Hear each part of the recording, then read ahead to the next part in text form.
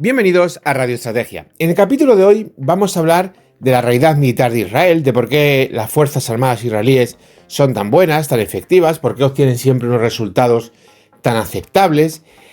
Y lo vamos a hacer, como hacemos siempre en este canal, yendo más allá.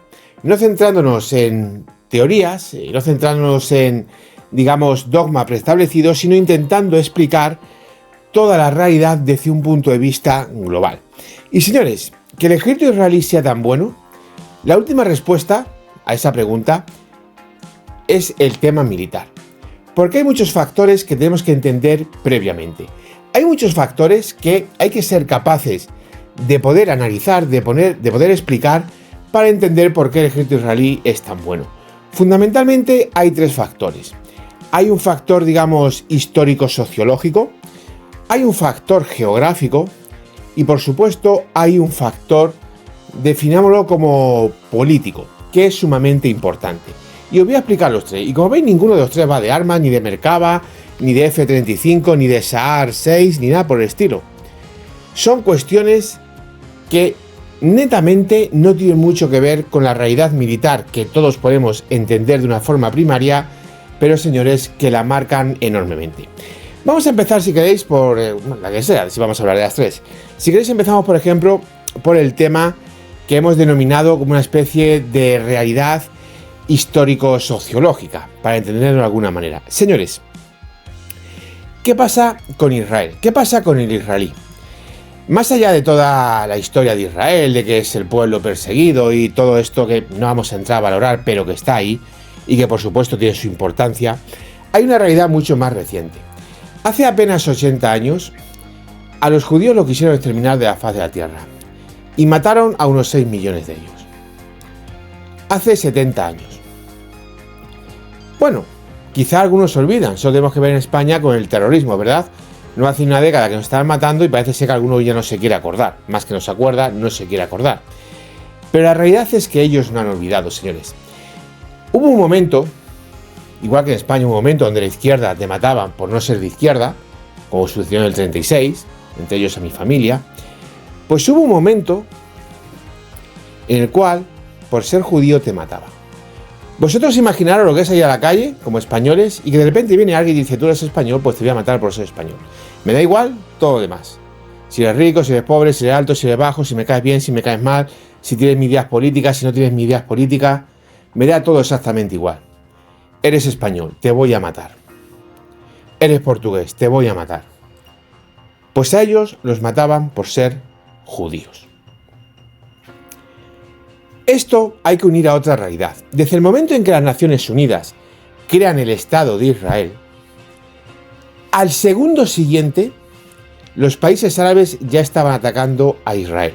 Y desde ese momento, Israel prácticamente no ha tenido un solo año de paz. Siempre se ha visto o bien atacado por los países vecinos o atacado por organizaciones terroristas.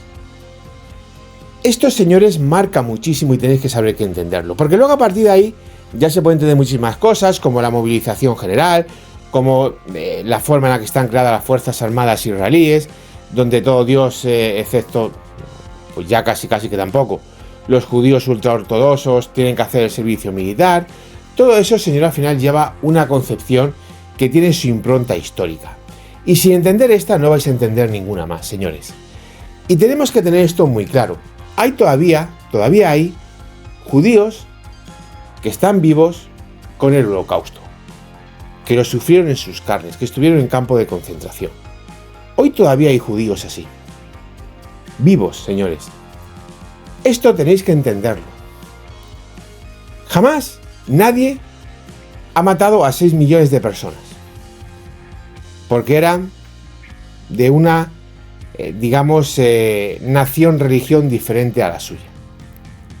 Y eso hemos tenido barbaries como a Tamerlán en Asia Central, por ejemplo, con las ciudades de lo que hoy sería Uzbekistán. Da exactamente igual. Hemos tenido auténticas salvajadas en la historia de la humanidad, pero jamás se ha matado sistemáticamente a alguien por ser eso. Y eso que ha habido esclavitud. Mira, por ejemplo, los salvajes estos de los aztecas y demás, cuando llegamos ahí los españoles sacrificando vírgenes para que saliese el sol. Hemos tenido todas las salvajadas que queráis imaginaros en todos, y como dice el refrán popular, que esté libre de pecado que tire la primera piedra. Hemos tenido de todo, pero jamás en la historia hemos tenido eso. Si no comprendes esto, si esto te aburre, pues lo siento mucho. Eres un nazi. Aparte de ser un nazi, no tienes ni idea de una realidad geopolítica. Pero esto hay que entenderlo. Y a partir de ahí, señores, a partir de que entendáis esto, ya vais a poder entender muchísimo mejor por qué Israel actúa como actúa, por qué Israel tiene las fuerzas armadas que tiene, por qué es tan fácil movilizar soldados, por qué todo el mundo está entrenando para la guerra de Israel, etcétera, etcétera, etcétera. Esto es algo que es básico y que tenéis que comprender. Hay otro segundo punto que es sumamente importante. Hemos hablado de la realidad, digamos, histórico-sociológica de Israel, pero vamos a hablar de la segunda realidad, que es la realidad geográfica. Señores, y los que llevéis más tiempo aquí me habéis escuchado muchas veces decirlo, Israel, que vosotros veis ahí el mapa y dices, mira Israel, Irán, Siria. Israel es tan grande como la provincia de Badajoz. Israel tiene la misma extensión que la provincia de Badajoz, señores. Extremadura es más grande, bastante más grande que Israel y el Líbano juntos. Bastante más grande, Extremadura. La provincia de Badajoz es tan grande como Israel. Y a partir de ahí tenéis que entender todo muchísimo mejor. ¿Por qué, señores? Porque esto lo marca absolutamente todo. Esto marca, por ejemplo, que ellos no puedan permitirse el lujo de perder ni siquiera una batalla. ¿Por qué? Porque si pierde una batalla, lo que está detrás tuyo es el mar. Si pierde una batalla, casi, has perdido la guerra. Es un lujo que no se pueden consentir. Y claro, si no te puedes permitir el lujo de perder una batalla, no te puedes permitir el lujo de dudar en cualquier provocación. Siempre tiene que quedarle muy claro a tu enemigo que vas a llegar hasta el final, cueste lo que cueste y caiga quien caiga. Porque ello no tiene ningún tipo de profundidad estratégica de territorio, señores. Vuelvo a repetir, Israel es tan grande como la provincia de Badajoz. Y en la provincia de Badajoz, imagínate que lo metes a todo. A todas las divisiones de Israel, a todas las brigadas de Israel, toda, por supuesto, la Fuerza Aérea de Israel, absolutamente todo. Además, hay que tener presente que Israel se defiende en forma de media luna. Una especie de arco a lo largo de su país, desde Cafarquel y demás al norte, hasta, Eliad, la ciudad portuaria del Mar Rojo, al sur después del Negev. Así es como se defiende Israel.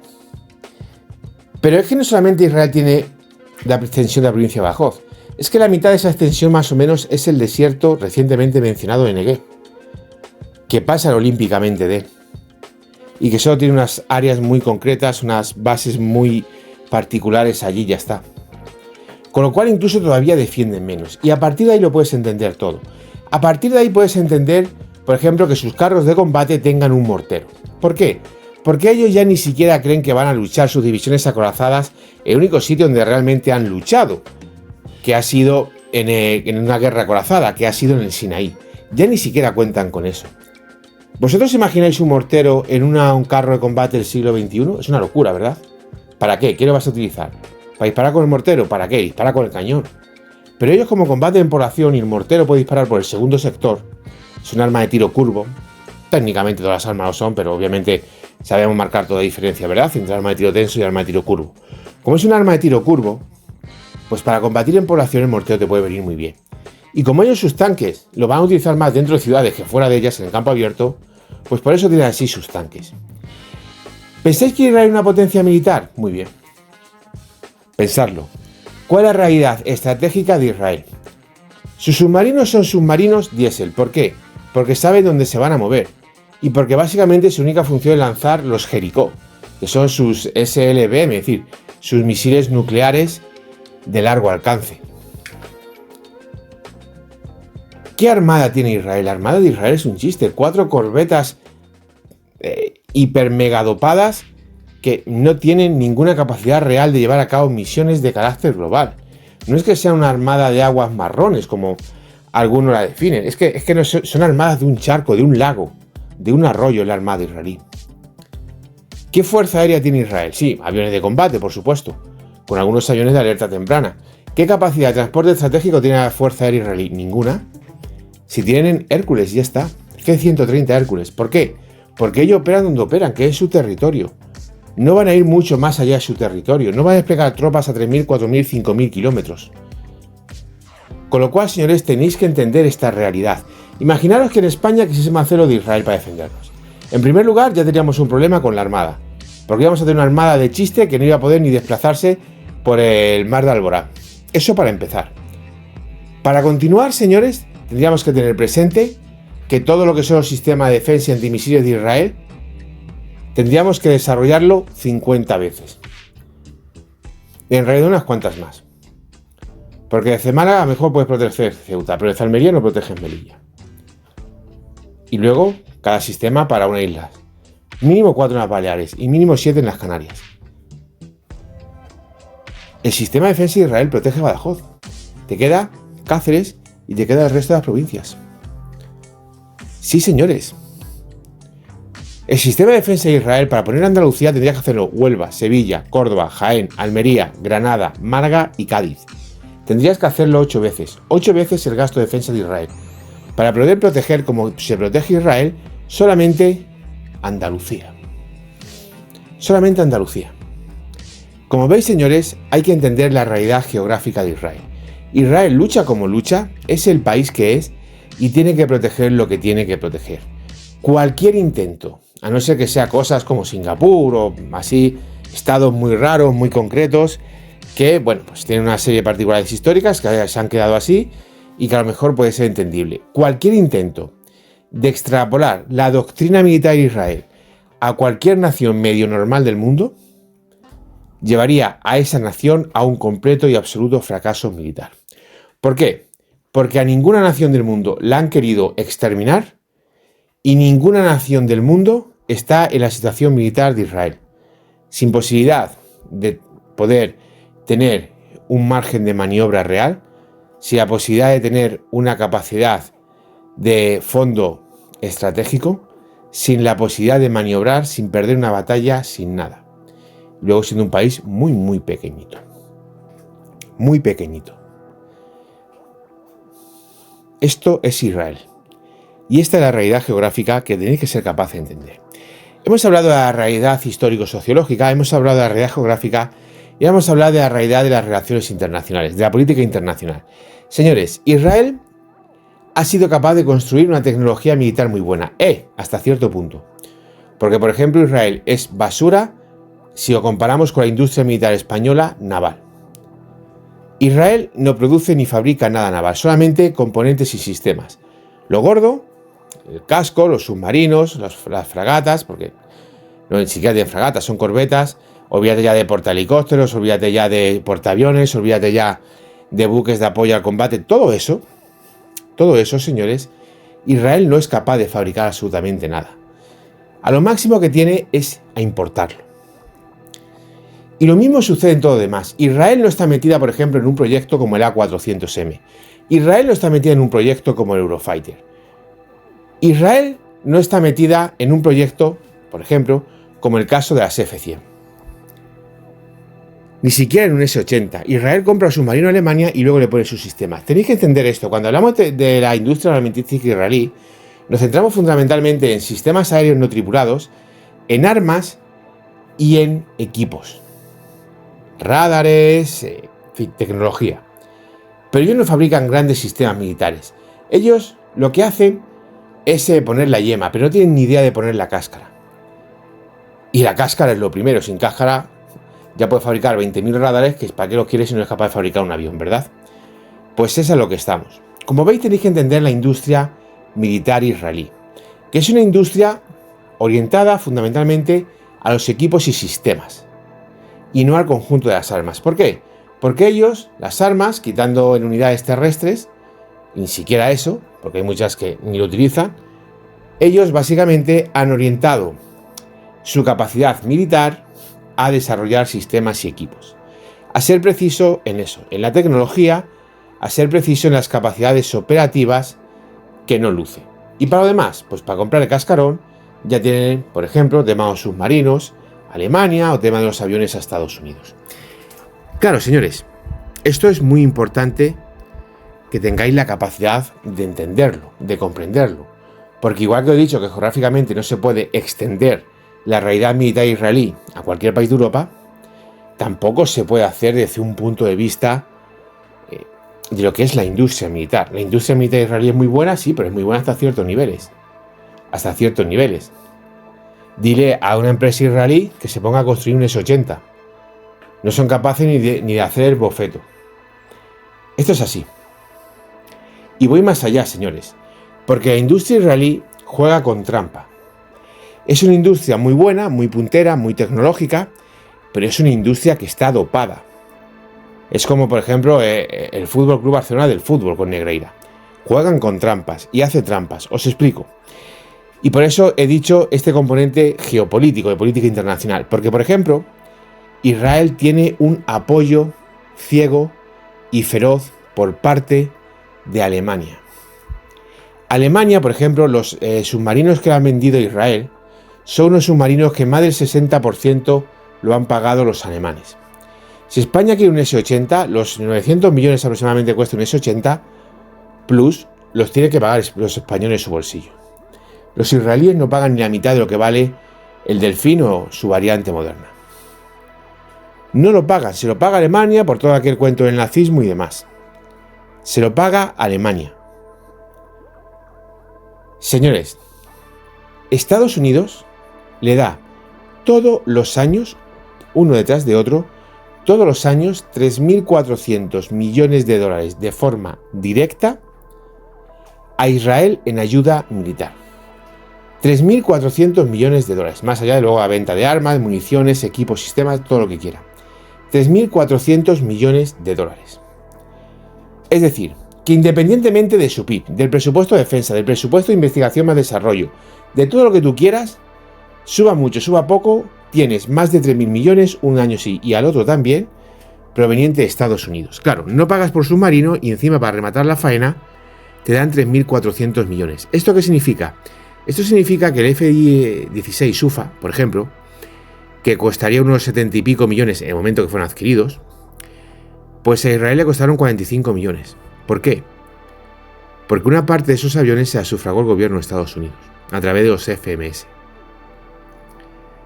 Así también compro yo Eurofighter. Si Eurofighter me vale 120, pero yo solamente voy a pagar 80 porque va a venir alguien y me va a pagar 40, pues da gusto comprar Eurofighter a 80 millones, ¿verdad? ¡Qué alegría! Y esta es una realidad que tenéis que ser muy capaces de comprender. Además, Israel, a la hora de ir a la guerra, tiene una serie de ventajas estratégicas con las cuales ningún otro país del mundo puede contar. Y es que, por ejemplo, mientras que España tiene que fabricar sus propias municiones, sus proyectiles para artillería, tiene que fabricar sus lanzacohetes, tiene que fabricar lo que quiera ir a la guerra, en Israel tienen una cadena logística de abastecimiento permanente desde Estados Unidos que le garantiza el suministro permanente de todas esas municiones. De tal forma que ellos saben que nunca se van a quedar sin misiles para los aviones, sin proyectiles de artillería para las piezas ATP, sin balas para los fusiles, nunca se van a quedar sin eso. ¿Por qué? Porque hay un puente aéreo permanente entre Washington y Tel Aviv que le lleva estos suministros. Hay C-5 Galaxy permanentemente capacitados, dispuestos para transportar lo que necesiten las FDI, ya sabéis, en inglés la Fuerza de Defensa de Israel. Y además, señores, esa ayuda militar de Estados Unidos permanente y tan gratificante para Israel va en todos los sistemas, porque si Estados Unidos va a pedir 20 aviones y se tiene que quitar 10 aviones de ese pedido para dárselo a la fuerza israelí, se lo da. Israel tiene en Estados Unidos a su papá o a su hermano mayor. Si los que tengáis más años seguramente os acordaréis en la infancia del anuncio aquel del primo de Zumosol, pues Estados Unidos es el primo de Zumosol de Israel. Es el primo de Zumosol.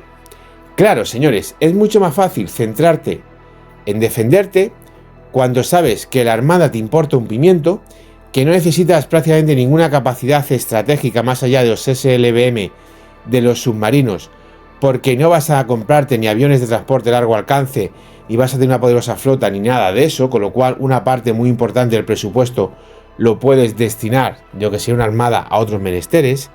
Cuando tienes más de 3.000 millones de dólares todos los años en ayuda militar, y además sabes que tiene una serie de países muy poderosos, como Alemania o Estados Unidos, que te echan 1, 2, 3, 4 y 5 manitas si las necesitas.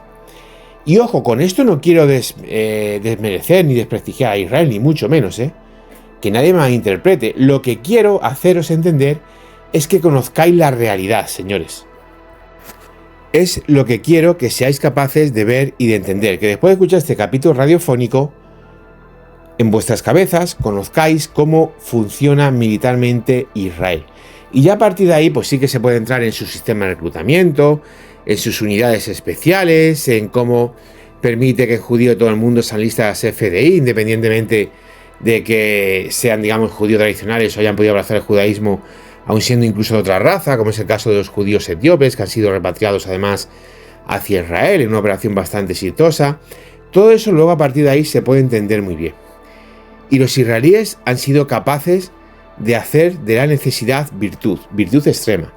Pero tenéis que comprender que intentar extrapolar a cualquier nación sobre la faz de la tierra medianamente normal, como os he dicho, quédate un Singapur o quédate cosas de estas, querer extrapolar el modelo israelí es un sinsentido, es un completo sinsentido. Y en cualquier otra nación, me estoy refiriendo obviamente en este aspecto a España, pero podéis extrapolar a cualquier otro país de Europa, sería una auténtica locura. En primer lugar, porque Israel tiene detrás a Estados Unidos. Y cualquier fallo de Israel es automáticamente subsanado por Estados Unidos. Y como he dicho, no se trata de desmerecer a Israel, ni mucho menos, porque Israel ha demostrado una capacidad enorme de operación de sus FDI, de trabajar en conjunto, del uso de armas combinadas, de poner a trabajar, por ejemplo, a los servicios secretos con servicios secretos, digamos, a la europea, es decir, servicios de inteligencia, porque sé que Estados Unidos servicio secreto es la escolta del presidente. Tiene un nombre muy pomposo, pero son eso, los guardaespaldas del presidente y ya está. Han sido capaces de poner a trabajar a sus servicios de inteligencia con sus fuerzas armadas dentro de un nivel de excelencia enorme, enorme. Y han conseguido hechos históricos. Pero señores, tened esto siempre presente. Hay mucho dinero, hay países muy potentes que respaldan enormemente y ayudan enormemente a Israel. Y por supuesto, hay una realidad innegable que es la capacidad de Israel para hacer de la necesidad virtud. Si queréis, vamos a hacer un ejercicio. Vamos a trasladar la situación de Israel a España. La primera en la frente, Israel 20.000 kilómetros cuadrados, España 500.000 de kilómetros cuadrados. Israel ahí todo juntito, España un archipiélago por el Mediterráneo, otro al sur al Atlántico, parte del país a la península ibérica, otra parte del norte de África. Vamos, como se dice en mi pueblo, el coño de Bernardo. Ya, como he dicho, la primera en la frente. Acto seguido, Israel. Israel recibe 3.400 millones de dólares de ayuda militar todos los años.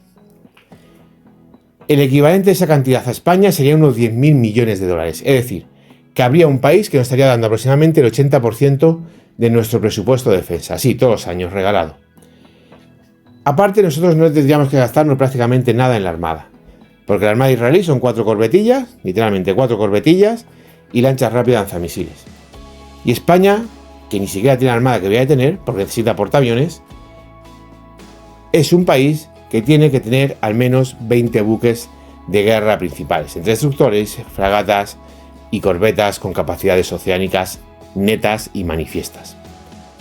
Claro, si te quitas todo eso, pues puedes destinar mucho más al ejército o a la aviación.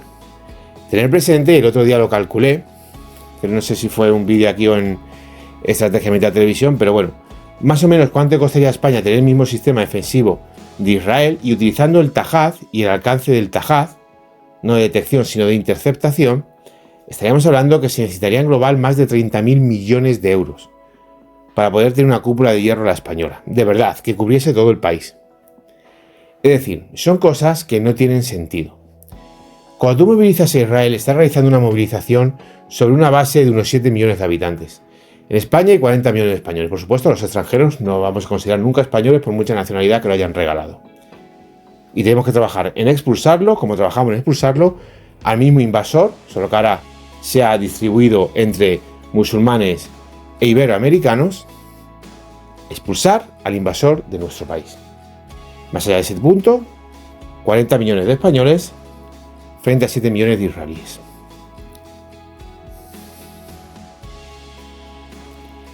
Y no quiero entrar ya en que muchas personas muy influyentes a nivel mundial pues son judíos y obviamente tienen unas grandes fortunas. La mayor fortuna que hay en España es Amancio Ortega, una persona desde un punto de vista empresarial a la que hay que admirar, desde un punto de vista político, me importa un pimiento la política y pasa absolutamente de la política y tiene el mismo patriotismo que yo, amor por el balonmano femenino. Estos, señores, son datos que tenéis que ser capaces de comprender. Como veis, España, por ejemplo, es un país que necesita hacer grandes operaciones aerotransportadas, que necesita hacer grande desembarco anfibio, que necesita tener una gran capacidad de proyección de fuerza. Israel, ¿qué operación anfibia va a realizar? ¿Qué operación anfibia va a realizar Israel? Si lo máximo que intentaron realizar fue una operación anfibia en Beirut, que además fue un fracaso. ¿Qué operaciones anfibias va a realizar Israel? ¿Qué operaciones aerotransportadas va a realizar el ejército israelí? Si van a luchar siempre, casi ni siquiera al lado de casa, en su propia casa. A España puede perder una batalla, España puede perder 27 batallas. Cualquier ejército, venga por donde venga, se le tiene que cruzar una península ibérica que es montaña, río, montaña, río, montaña, río, montaña, río. Desde Santander hasta Tarifa. Es imposible querer trasladar la realidad militar israelí al Reino de España, porque no se sostiene, no tiene lógica, no tiene sentido común, no tiene absolutamente nada. No tiene absolutamente nada. Con lo cual, señores, como veis, cualquier tipo de intención, cualquier tipo de, casi digamos, tentativa de querer extrapolar las capacidades militares israelíes a un país como España es simple y llanamente una locura. Es simple y llanamente una locura. No puede plantearse desde un punto de vista serio, porque las realidades geográficas, las realidades político-sociológicas y las realidades de política internacional que tiene Israel no la tiene España. Nadie va a pagar, le va a sufragar un 40% a España, le compra un Eurofighter, o un casi 70% la compra un submarino, como si se lo están sufragando, por ejemplo, Israel.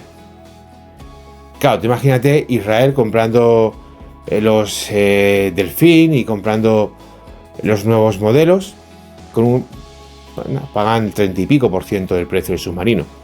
Pues imagínate que va con el S-80 y pagas 300 y pico millones. Y los otros 600 te lo paga un país. ¿Qué es lo primero que pensamos todo? Pues en vez de comprar 4, compro 8. Es de cajón, ¿verdad? Todo esto hay que entenderlo. Si no se entiende esto, lo demás no se puede comprender nada. Luego ya, por supuesto, que está la doctrina operativa del ejército israelí, las capacidades militares de sus soldados, la instrucción. Todo eso es completamente cierto. Todo eso es completamente cierto. Y yo no lo voy a negar. Pero hay cosas reales que están muy por encima de eso que posibilitan todo eso que sucede. Porque, por ejemplo, para daros un dato, en el ejército español te pueden arrestar por no afeitarte. En el ejército de Estados Unidos te pueden arrestar por tener un póster de una tía en paños menores en tu taquilla. En el ejército de Israel ni se afeitan, ni se cortan el pelo, ni nada. Son el arquetipo de lo que no debe ser un soldado. No saben ni ponerse una boina. Mirar fotos del ejército israelí. Cómo lleva la gente esa boina puesta. No saben ponerse ni una boina. Y sin embargo son unos soldados excelentes. Lo del ejército israelí, señores, solo le funciona a ellos. Ellos han encontrado, como se dice en muchos ambientes, como económicos, su zona de confort. La saben explotar muy bien. Son capaces de evolucionarla dentro de esa zona de confort. Pero es una zona de confort que no es extendible a lo demás. No es extendible a los demás. Ellos tienen su propia disciplina militar, en algunos aspectos extremadamente laxa, pero ellos están a gusto así, trabajan bien así y a las pruebas me remito. Sus resultados son su mejor defensa. Querer extrapolar, por ejemplo, el día a día del soldado israelí a España, más allá de que ellos tienen un grado de movilización bestial, pero querer extrapolar toda la realidad militar israelí a España en todos aspectos, empezando por el día a día del soldado israelí, es una locura. No se puede pensar ni se puede mantener, bajo ningún concepto. Y además, en cualquier ejército de Occidente provocaría unos problemas de disciplina muy serios. Muy serios, señores. Muy serios. Entonces, en este aspecto, espero haberos desde un punto de vista estratégico explicado cuál es la realidad global de Israel para que la comprendáis. Tenéis que tenerla muy presente, el tema de los hechos históricos que han acontecido, no solamente el genocidio, sino todo y cada uno de las demás historias que han ido pasando desde el 48 hasta la actualidad. Tenéis que entender esa realidad geográfica tan concreta de Israel en todos los sentidos, que hace que sea un ejército tan especial, y por supuesto también tenéis que entender cómo está Israel apoyada y cuáles son las capacidades militares de Israel que derivan de este apoyo, que obviamente para Israel es extremadamente beneficioso y le ayuda muchísimo. A partir de ahí, como os he dicho, es un microclima que ellos mismos han sido capaces de crearse, que no se puede extrapolar a ningún otro lugar del mundo. Una parte a lo mejor sí, pero la totalidad no, porque allá entra todo, entra sociedad, entra cultura, entra pensamiento, entran las propias relaciones internacionales, entra su realidad geográfica, entra su realidad doctrinal que ellos han sabido encontrar y explotar de una forma realmente única, entra todo. Entra una serie de realidades y capacidades que para el resto simple y llanamente no es que no nos podamos permitir, es que no tienen lógica. Y además no se ajustan a nuestras propias realidades y a nuestras propias necesidades, porque quitando una Austria o una Suiza, decirme qué país de Europa realmente que tenga costa, Mónaco no vale, puede prescindir de su armada. Tendrías que irte a una Lituania o algo por el estilo, pero eso ni siquiera se puede pagar armada, con lo cual, mirar un país relativamente pequeñito como Portugal y tiene dos pedazos de archipiélago, las Azores y las Madeiras. Ya con eso es un desafío militar a lo cual Israel no se ha visto nunca sometido ni enfrentado. Con eso, señores, os lo digo todo. Bien, espero que os haya gustado este capítulo radiofónico, que haya sido de vuestro interés, que os haya servido mejor para comprender realidades, para comprender unos aspectos que son sumamente importantes y, como veis, va más allá de un carro de combate, de un avión de combate o de un submarino.